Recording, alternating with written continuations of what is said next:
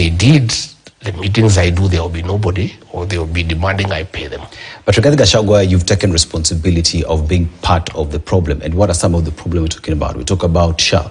Let's talk about affordable housing. Let's talk about taxes. During the campaign period, you and President William Ruto went across the country saying the problem with the high price of fuel in the country was because of the taxes. But what did we see once you formed the government? The taxes increased from 8% to 16%, 100% increment. As Kenyans sit here today and listen to you speak, they say you are part of the pain we feel today. We feel not comfortable to have you on board. I'll qualify that. I am not part of the problem of taxation, theft of public resources, wanton corruption. I'm not part of that. The problem I admit I am part of was bringing William Ruto to office. That I accept. And I've apologized 100 times to the people of Kenya.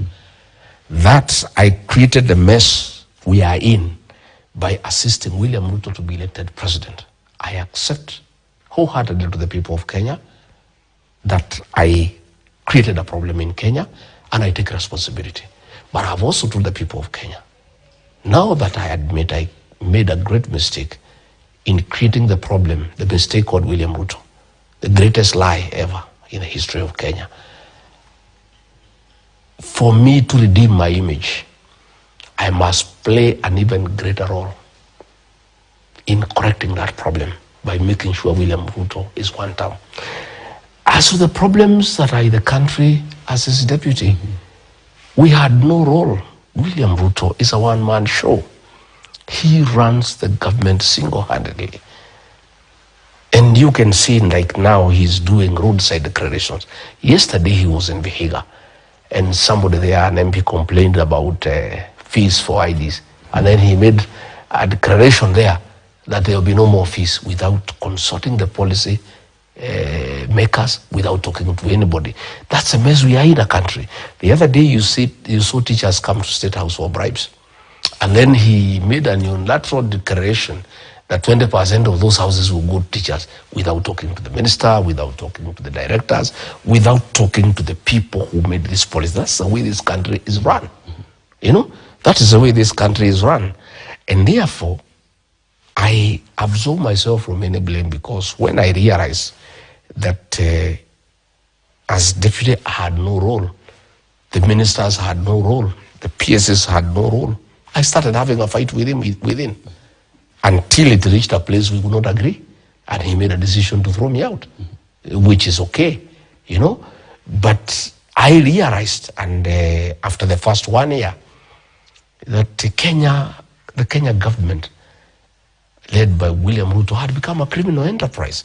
Theft of public resources, misappropriation of funds, decisions that are of commercial interest to him and his family. And I couldn't take it, because that is not what he had told me when we were forming government. That is not what he had told the people of Kenya.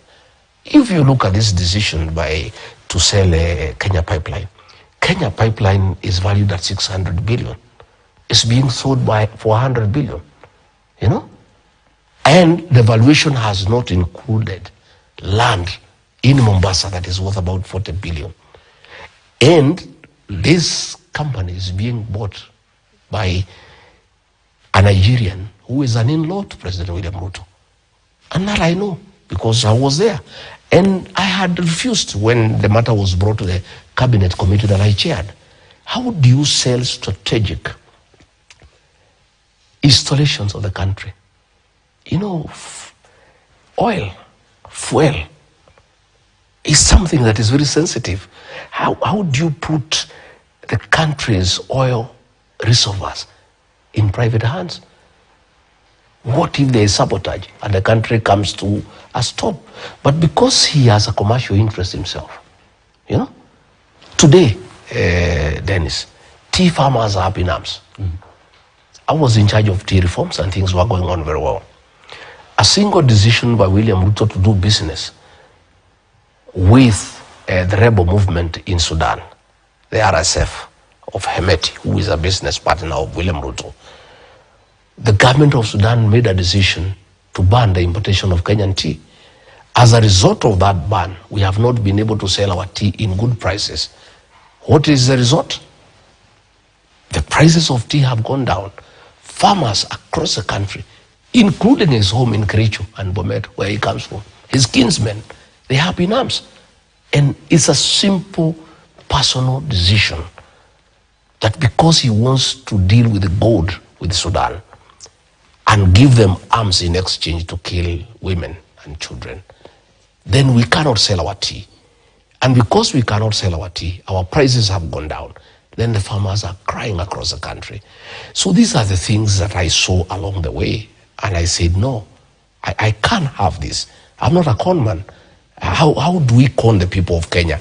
We promised to have a bottom-up economic transformation agenda. We promised to put money into people's pockets. Then the little that they have, we remove it, you know? So I am saying that the Kenya government, run by William Ruto, is a criminal enterprise. State House is a crime scene. You have seen State House now has lost dignity. Bribery takes place, you know, in broad daylight, you know, and he doesn't care really. He really doesn't care. All money that was meant for capitation, schools are shutting down.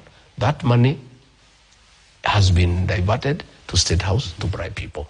Money meant for health has been diverted. Lecturers have not been paid. This money is what is being carried in sacks, in choppers across the country. I was unable to be part of that criminal enterprise. And Kenyans must forgive me for that, because that's not what we promised the people of Kenya. We had promised the people of Kenya that we are people's government, that we are going to serve in humanity, we are going to make people's lives better, we are going to make people to improve their welfare, we are going to have ease of doing business. But where we are, my friend, the country is on its knees. We talk about privatization of state resources. You've mentioned KPC to be specific. You say that the value